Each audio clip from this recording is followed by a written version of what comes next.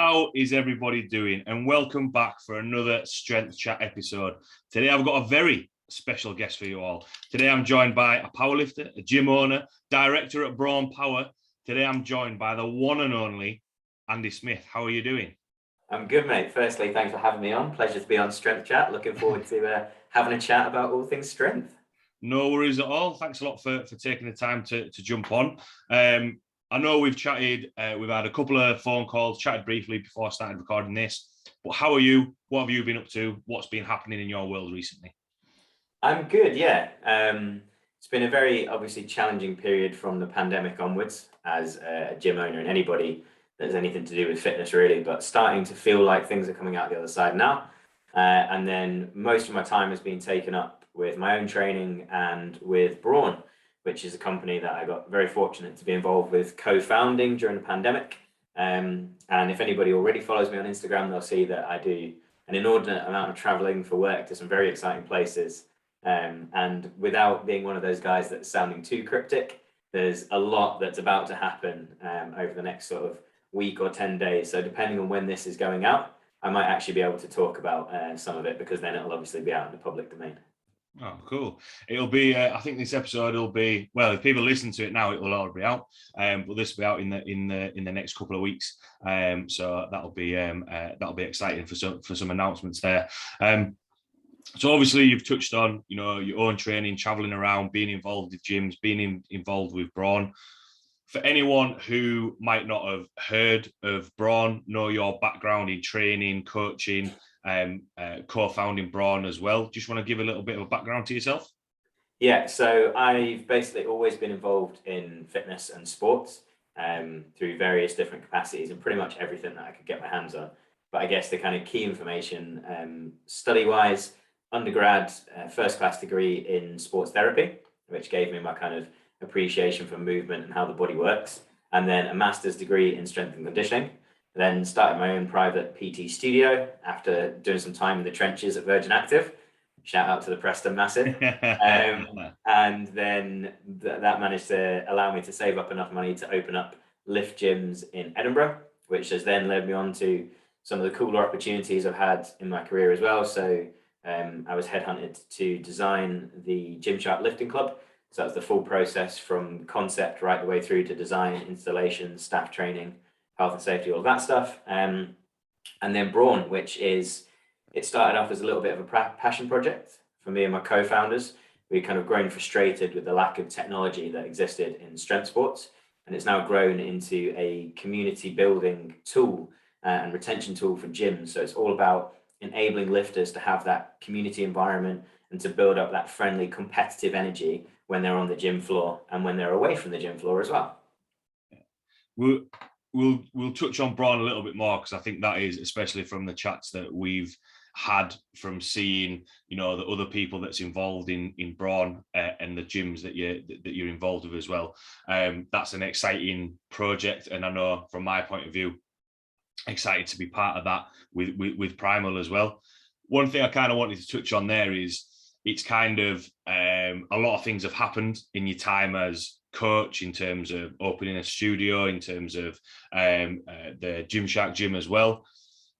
Was it a case of from having your degree, was it always coaching? Was that always a direction you wanted to go on? Because I'm kind of thinking from, when younger trainers either leave uni, get the qualification, it's kind of, right, well, that's it. I'm just going to stay at Virgin Active now and try and get as many clients as I can. Was that kind of a natural progression for you to develop, or how did that kind of come about? It was one of a couple of options. So after my master's, I had the option to do a PhD and run the Hearts Football Club, very small football team here in Scotland. Just give any Hearts fans end up listening to this. That's it. The entire Scotland now. That's it. I've lost listeners there now. Yeah, well, you'll have gained some in Leeds from this. But yeah, so the option was to do a PhD at Heriot Watt University alongside being the lead S&C coach for Hearts Academy. But to be honest, the money was shocking. S&C in general, I feel, struggles with this. especially post Olympics, there was a massive boom in positions, and then it's all kind of contracted since.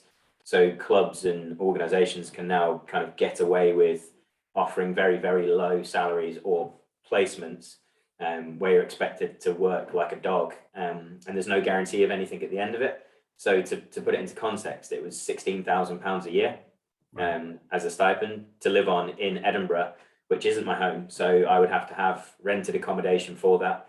And there was all the other stuff on top of that, like you're expected to sit in on the first team stuff, go down and watch matches on Saturday. So it would have worked out as approximately an 85 to 90 hour week, which would have meant too many sacrifices in my own training, which is it, and it always has been a huge part of my life. So it wasn't something that I was prepared to do. So yeah, then that kind of forced my hand to go, right, well, I don't want to be at Virgin Active forever. So what's the route? Studio, bigger studio, gym. And I just skipped a step because I got very lucky with my business partners.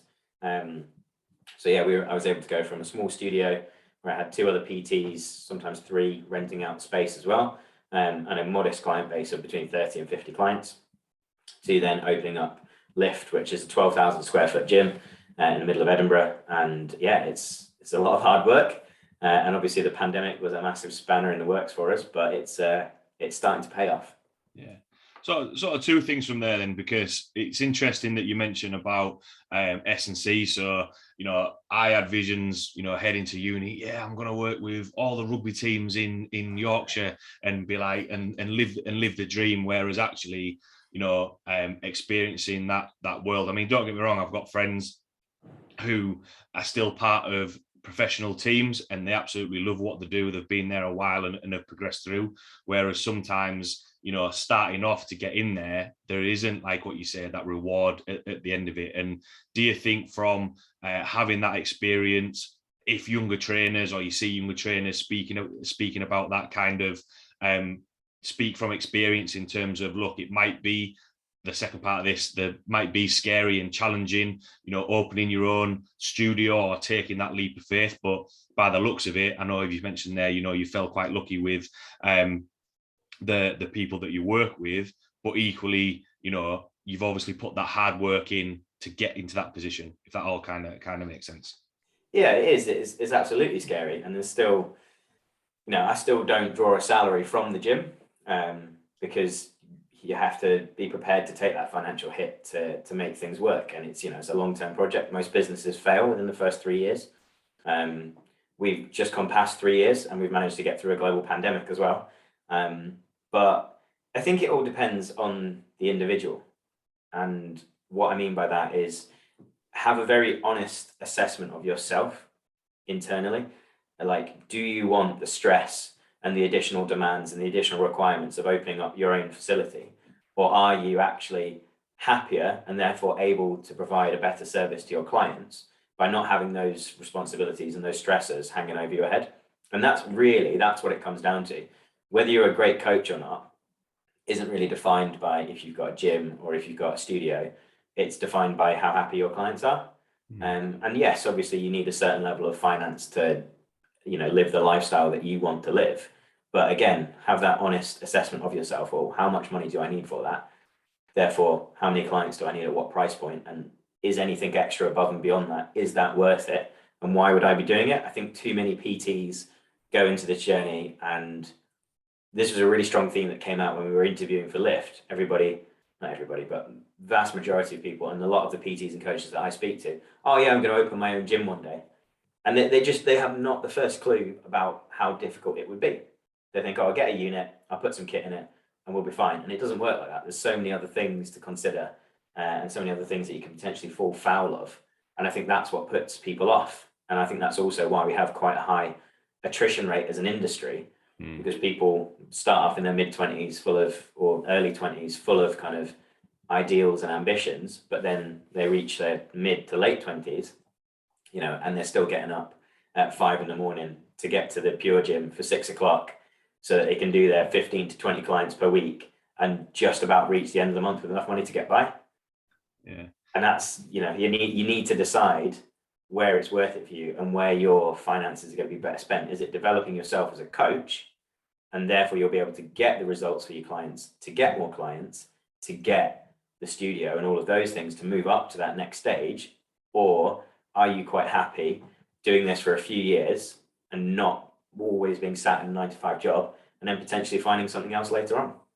Yeah, I think that's a really good point. I was actually listening to a podcast the other day, and they mentioned a similar thing in terms of, you know, the churn rate of, or the lifespan of coaches that think, oh yeah, that's the goal. You have to open a gym. Whereas I think striking that balance is key, because all those other stresses come with it. And you know, you'll probably have a better idea of this than me, but with all the other things that you've got to add on to, you know, opening a gym, you said there about health and safety and all those sorts of things, sometimes you can actually end up getting further away from sort of the coaching side of things, as opposed to, you know, you've actually got to run a facility, you've got to think about all, you know, all the other things there.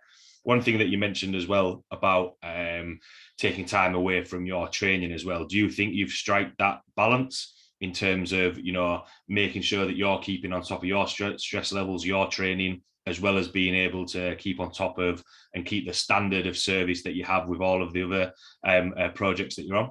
No. I stopped online coaching for a while because the service I was given wasn't good enough. I've just restarted again with a small number of clients. I'm going to slowly build that up until I kind of hit that sweet spot again. But absolutely not. Like, I went through a really, really difficult period. And one of the best things I actually did through the pandemic was to start seeing a counselor to help me manage all of the different stresses and issues and problems that I had going on. But yeah, no, absolutely. Like, there was a long period, I would say, of probably about 9 to 12 months where I wasn't training, or I was training, but I was unrealistic with my expectations of what I was able to do. So the quality suffered, so the results suffered. And I was so stressed with obviously the gym being shut and having no revenue, and not knowing when my business was going to open again, the service that I was delivering to my clients dropped. And then Brawn started, and Brawn kicked on, which meant that suddenly I had 3 massive streams of work, and I just wasn't able to give what I needed to any of the 3 streams. So it was cutting back on what was kind of needed. Definitely older, uglier, and wiser as a result of the experience now, but to a point where I'm more realistic with my expectations of myself and my training.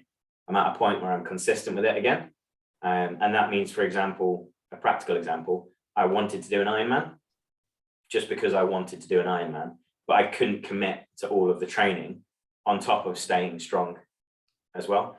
Whereas now, my endurance training is all based around running, because I don't need to take a bike, a wetsuit, my swim gear, my cleats, my helmet, and running shoes and shorts everywhere I go with me. I just need to take a pair of running shoes and a pair of shorts, and I can go out and I can do that training, no problem. And if I want to be extra geeky, I can take my heart rate strap as well, and that's not adding loads onto my luggage. So little things like that. And instead of training 5 times a week in the gym now, I just do 3 weight sessions a week.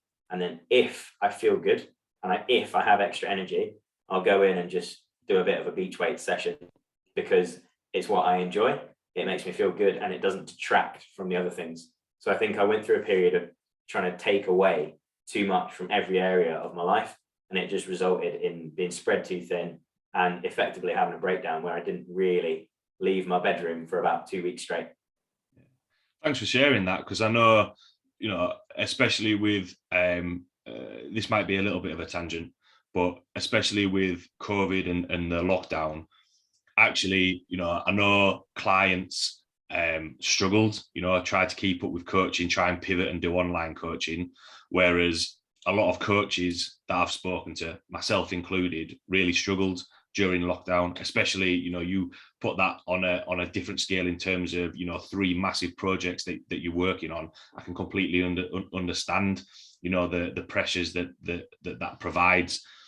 Do you think, because it's from anything obviously that you've said there, taking things away, do you think that's actually, and especially now taking on, you know, online clients, do you think that's actually improved the service that you can provide to your clients? Because I know for me a big factor was people's stress levels are increased. They were feeling a lot more anxious, and I probably have a better understanding of that now from lockdown.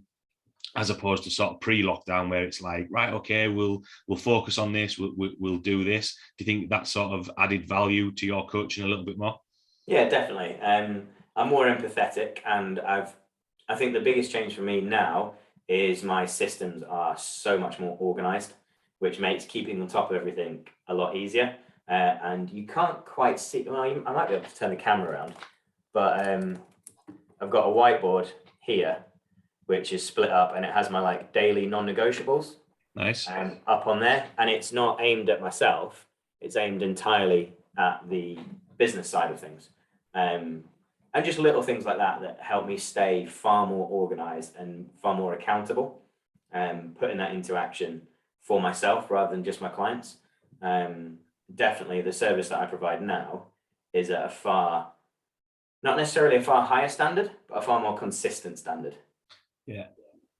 Yeah, that makes sense, because sometimes it can be things can be a little bit more sporadic. I know for me, working on other projects, sometimes you can something will get forgotten, or it's like, oh, I've got to go back to do that. Whereas having those systems in place, and I know we've touched on younger coaches coming into the industry, but probably from a client's point of view as well. If you get those systems in place, you can then manage a little bit, and then you can realize one of the I did a questionnaire, and it's basically like a values questionnaire of what's actually important to you. And actually, when you filter it down, you can realize that a lot of things that you can do actually are wasting time. You can actually put your efforts into what you want to do, because if you're more passionate about that, like what you say, you're going to be more consistent with them. Obviously, we said at the start about, or we've touched on lockdown, and then Brawn coming about, which takes up a lot of your time right now. Tell me about Brawn. Anyone who doesn't know Brawn, what is Brawn? The easiest way to describe it is like if Strava and MyZone had a bastard love child and it grew up wanting to be about lifting. So we enable lifters on the gym floor to connect, to compete, to build community, and to have that kind of shared accountability towards things. So the system as it currently stands, we started off and we started off in the world of powerlifting directly, because that's the world that myself, my co-founder Sahel, know the best. There's also Tom Sinclair, who's our CTO and co-founder, an absolute technical wizard. So big shout out to Tom. And it culminated in a virtual event that we did, which we actually streamed live from the Gymshark Lifting Club, and it was in the top 1% of Twitch streams. It was Gymshark's most engaged with piece of Twitch material that they've ever done by a long shot, and just a really, really great experience. And I think it's also helped with the links that British Powerlifting and Gymshark have now as well. They've seen how engaged that audience is and how hungry it is. And that's kind of helped, and they're hosting other competitions now as well. So it's quite an honor for us to have been the first people to do a powerlifting event at the Gymshark Lifting Club and see what that's leading to. And then, we've sort of taken that technology and applied it into the gym floor. So now it's about engaging with everyone across every lift, not just the squat, bench press, and deadlift. And we do that through a couple of key factors. So we've got our community goals, which is, we all know what it's like. If you're part of a team, you hate shirking because you don't want to let your teammates down. So if you imagine everybody in your gym is reaching towards one common goal, and whatever you do, you can contribute. So you will comfortably walk into the gym and squat 200 kilos, right? For a single or for a double. But if somebody does 2 sets of 10 or 1 set of 10 on an empty bar, their contribution is as valuable as yours. So it's not about rewarding strength. It's about rewarding consistency. It's about rewarding effort, and it's making people feel valued in that community, because when someone is part of something bigger than themselves, they're far more likely to stick around and be engaged. We then have our shout outs. So lifters achieving certain milestones. So things like PBs, things like certain volume numbers in a month, improvements, trying a new exercise for the first time. All of these things will pop up on a big TV screen in the gym and give people that moment of delight and that acknowledgement that they not necessarily wouldn't get, because they're not the person squatting 200 kilos like you, but they've just tried the leg press for the first time ever. And for them, that was a massive deal. And that's how we're going to make lifting more accessible to more people in the long run. And, I'm sure all the listeners of this podcast will be as converted as you and I are to the benefits of strength training in general. And it's about how can we make that more accessible to more people. And to use the example of the barbell lifts, in America, there's approximately 3 million women that use the barbell lifts on a regular basis as part of their training. But there's 9 million women that resistance train every single week. So there's a massive gap there of 6 million women who are resistance training of some sort, but for whatever reason, aren't using barbells. And therefore they're missing out on a whole load of benefits. So what can we do to help kind of bridge that gap? And then we also have the third element of the system, which is the leaderboards. So gyms can choose the exercises that they want to have, 3 leaderboards, and it's a way of just encouraging a bit of friendly competition between the different members of the gym. And it gives people a chance to kind of see other members and realize, oh, maybe that person actually, they're higher up on the leaderboard than I thought. I didn't realize they were that strong. I'm going to go and talk to them. And then from a kind of back end perspective, from a gym manager's perspective, it's a great tool for your staff to go out and engage with people. You can host a challenge that's, for example, a hip thrust challenge. And then anybody you see doing a hip thrust, your trainers can go over there and say to them, oh, hey, have you entered into the challenge? Do you want some technique help? Do you want some advice? Like all of these kind of different softer ways of ensuring that you've got that constant stream of engagement with your members. Whereas at the moment, lifting in a lot of places tends to be quite a solo activity. People are going with their headphones on. We'll see each other at the same time every week, maybe nod at each other, and maybe I'll be like, all right, can you give us a spot? And you'll spot me and you'll go, nice set. And then that's the extent of the interaction. But it's using our digital tools to enhance that physical connection. Yeah, I think the main thing that you said there is obviously making the strength training, barbell training a lot more accessible, because really the entry point, as long as we don't have any crazy injuries or anything like that, we can all squat and hinge and it's not a fancy piece of kit that needs a lot of setup. Just, put a plate on either side and we can squat and deadlift. And, especially from competing in powerlifting, coming from a rugby background and a team environment, and then you go to powerlifting and think, oh, well, it's just individual. Actually, it isn't. You go to the competitions and, people are talking, everyone's wanting to see each other lift heavy, depending if you're challenging for, first place or it's your very first competition. I think it's an environment that, you can become quite infectious. One question that I wanted to ask was, how did that idea come around? Was it an idea of, experiences from yourself in terms of trying to develop that community, or from a point of actually, are we actually missing a trick in terms of people are strength training? You can go into any gym and see people benching and squatting, but like you say, they'll maybe give each other a nod and then not speak to each other. Was that kind of the spark, if you like, that for the idea to create Brawn? It was a bit of both. So exactly like we said already, you see the kind of brief physical moments of connection that happen already on a gym floor. But then you go and look at a group exercise class. They've got their MyZone belts on and they're all looking up at the screens, and the instructor's able to call people out, and it makes it very, very simple, very easy to understand, and very, very engaged. And it brings that shared sense of togetherness, because if everyone else's heart rate is in the red, am I allowed to swear? Of course you can. You sure as fuck don't want to be that one fucker that's sat in the back of the room and your heart rate's in the green zone compared to everyone else. And it's that kind of shared sense of accountability that we wanted to create. And then the flip side of that was what you've just kind of touched on. Whilst powerlifting is great at the competition, it's quite intimidating if you're not involved in it and you don't understand it. Lifters in a gym wearing spandex ballet suits and sleeves and belts and wrist wraps and grunting, and there's ammonia and there's all sorts of things going on, and these heavy weights and the bars slamming, and it's quite intimidating. But how can we kind of break that down and, like you said, make it more accessible? And it's about giving people that pathway, that entry point that isn't necessarily the squat, bench, or deadlift. They can log their dumbbell shoulder press, they can log the chest press machine or the seated row machine, and they can contribute in the same way as a powerlifter and kind of break that ice. And then it was the lack of technology. So again, you look at the technology that there is in the fitness space.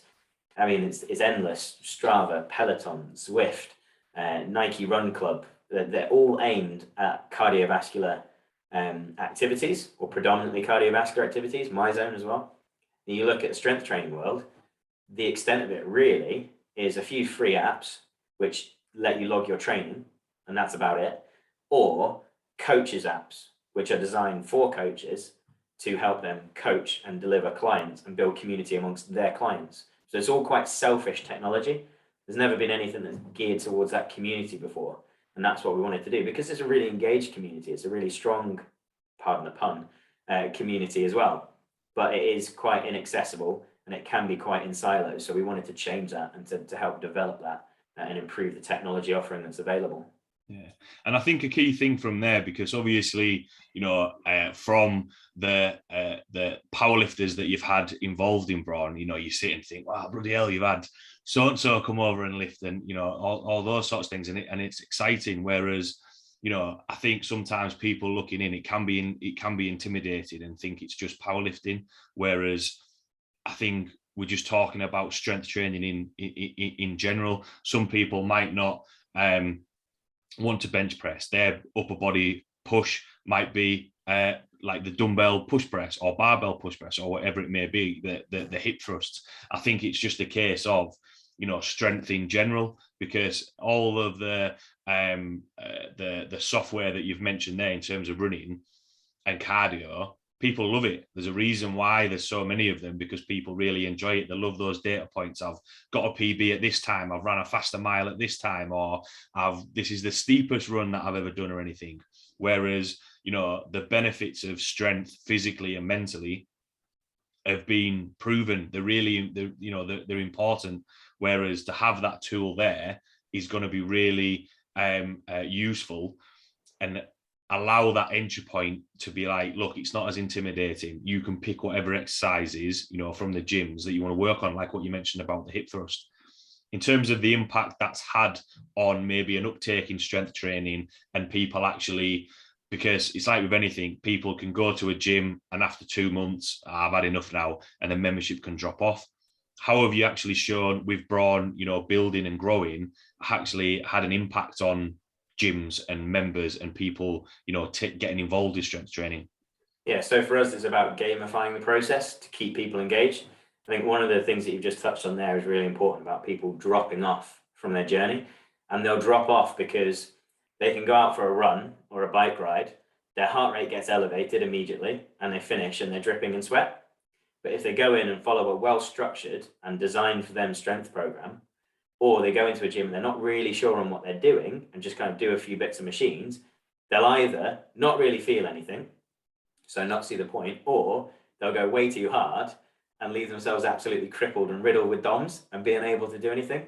So for us, it's about bridging that gap, right? People submitting their entries and being rewarded for that, getting the shout outs, getting that moment, acknowledging that they've progressed, acknowledging that they've improved, being able to see what they've done last time, which automatically gives them a target for the next time. Taking part in a community challenge that takes place over 1, 2, 3 months with various milestones on the way. Working with gyms to reward members for taking part in those events. And it's all of those kinds of things which, again, get done already on the cardio apps. Like MyZone's a great example. People have their MyZone status, their streaks, their MEPS points. And if you lose that, you have to start right back from the beginning again. So people are fiercely protective of it. Now, is that necessarily healthy? Who knows, open to debate. But there are things that you can do in terms of gamifying the process and rewarding people for their attendance, et cetera, that's going to keep them motivated. And that's what we talk about as the retention aspect of this for a gym member. Using our system, 75% of people that use our system feel more motivated and more accountable just from using the system. Now that you add into that the supportive environment and everything else that comes with it, these people are far more likely to stay at a gym for longer, which means they're far more likely to see results, which again means they're far more likely to keep going. So it's, I guess, the opposite of a vicious circle. It's a small, fluffy, cuddly, friendly circle that just makes everybody feel good, right? Yeah, definitely. And I think that goes back to, because I know from saying there, obviously, I mentioned about how does that impact gyms, and that's not a case of, right, we're going to try and get all this secret formula to make sure that everyone's training twice a day, 7 days a week, 26 hours a day. I think it's a case of going back to what you mentioned in terms of there's a lot of apps there that coaches can use, right? How can I provide, a better service to people? All right, I want to use an app and I can track the weights. I can send this information. I can do that.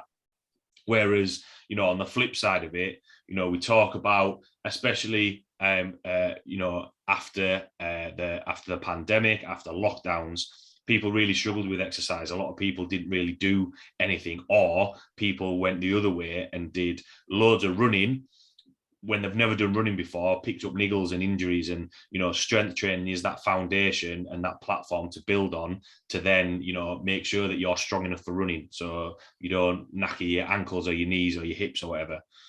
In terms of fat loss, in terms of health, in terms of, all these other great benefits that we see, I think the fact that if we have an app there that, makes that entry point even easier for strength training, that people are going to be healthier, be stronger, lose weight, and have all the benefits that they need to, as opposed to it being, a tool just for all the gym owners sat in the secret lair thinking this is how we're gonna keep people. Would you agree?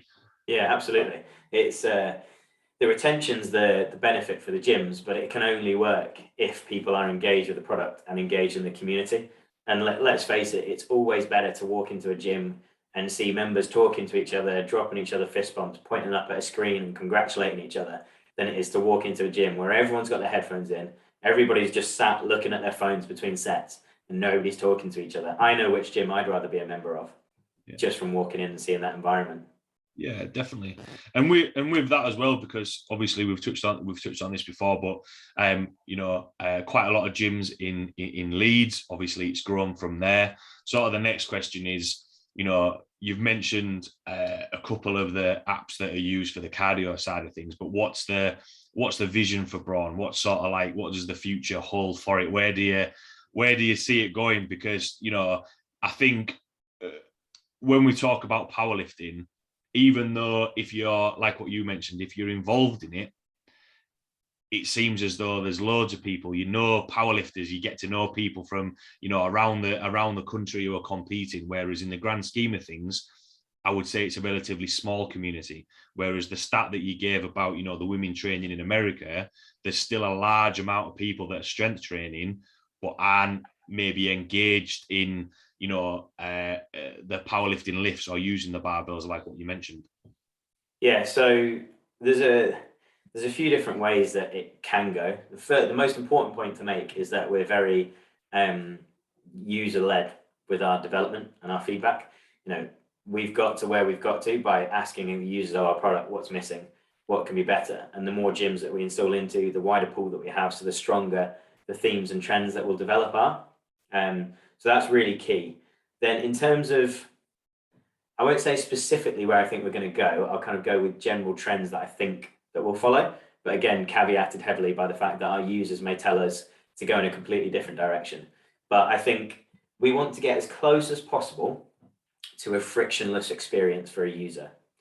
And the dream scenario of that would be that, and there's already some examples of this kind of technology out there, but you as a user can walk into your gym, the system, without having to swipe or scan or do anything like that or give a fingerprint, the gym knows that you're there. The gym tells the Brawn system that you're here.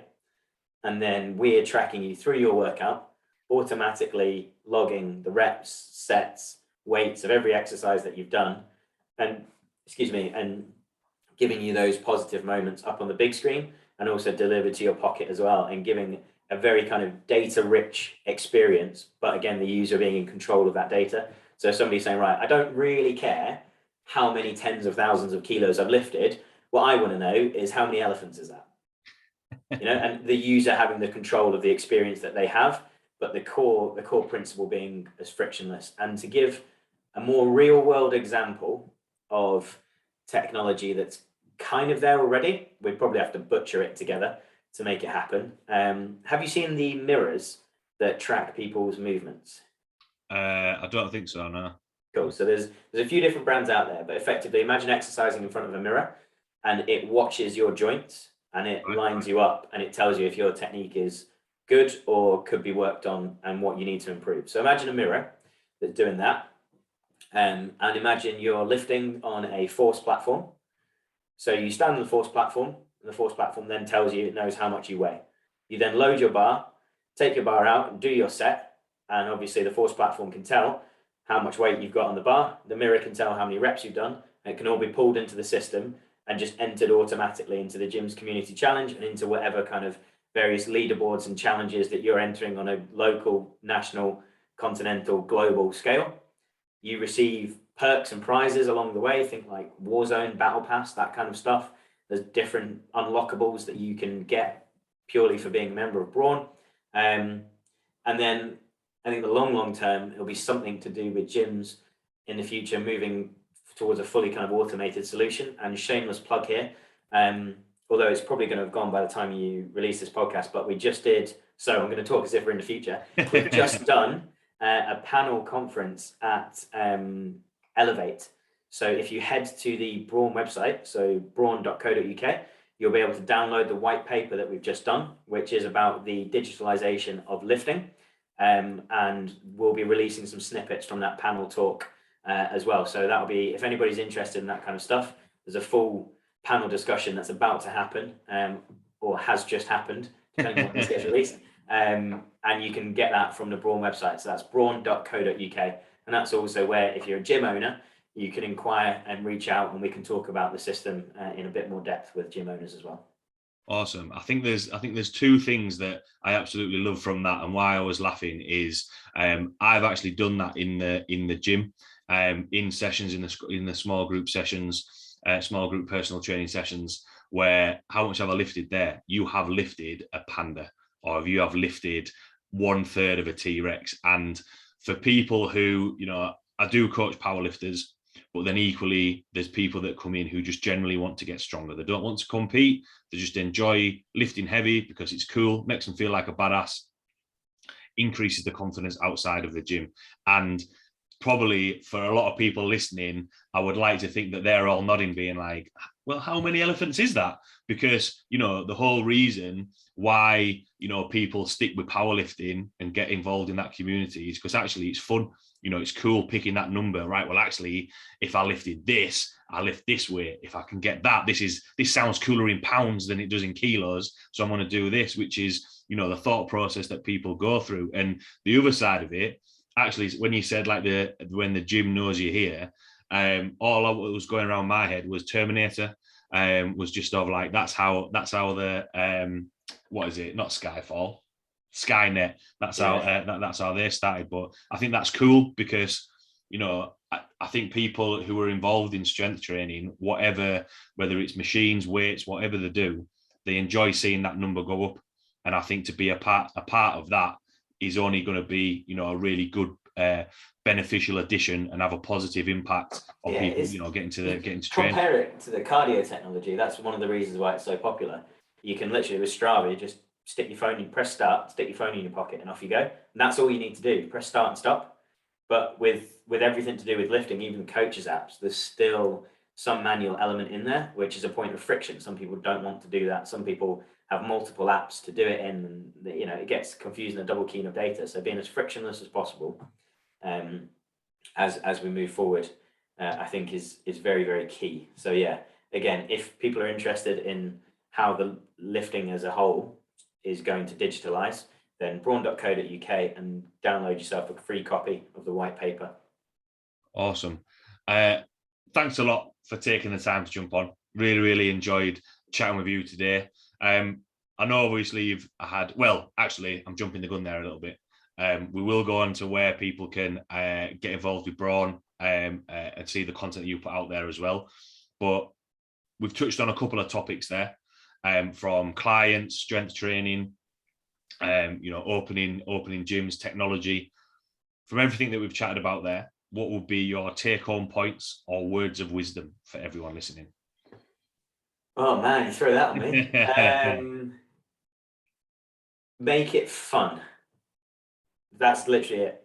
You can have the most scientifically optimal, which is a proper toxic word going about TikTok at the moment. You can have the most scientifically optimized program in the world, but if you hate every second of it, your chances of adherence are so low. So yeah, make it fun, try new things, and ask for help. Yeah, I think that's some really good points to finish on, because that's the whole reason why I keep doing what I do, because I enjoy it, and it's got to be fun. You could have, what's that phrase? You could follow the best program in the world, but if you hate it, you're not going to get the results that you want. Whereas if you follow a not as good program but you enjoy it, you got probably more than likely going to get results. But then it's that case of, right, how do you, then you can refine it and learn from it, and dig into that, a little bit more. Yeah, you look at all the elite athletes out there, they didn't all train the same to get to the top. Their training will have looked wildly different, but the key themes will have been they'll have enjoyed it and they worked hard. Yeah, definitely. I think that's everyone will be like, what? That's the secret formula? Yes, that is it. Enjoy it and keep doing it. The least secret formula in the world. Thanks a lot, Andy, for taking the time to jump on. I know obviously you mentioned there about where people can download the information, but if people want to get in touch with you, ask you any questions, or get involved with Brawn, where could people find you or reach out to you? So Brawn on Instagram, Brawn_power, Brawn Power on LinkedIn, slightly different tone to the page there. So worth following on both. Reach out. Then obviously you can use DMs or whatever. The website, brawn.co.uk. And then for me personally, the Instagram, which it comes to this point, and I'm always like, I'm about to say this out loud again. Pretty_powerlifter on Instagram, and various forms of social media. That's the best place. Drop me a DM on there. I'm always happy to answer questions, talk about coaching, that kind of stuff as well. And then my gym is Lift Gyms UK on Instagram. Same thing, just drop us a line. We're always happy to talk to people about anything to do with training. Awesome. Thanks a lot for taking the time to jump on. Thanks a lot to everyone listening, and I will see you all next week.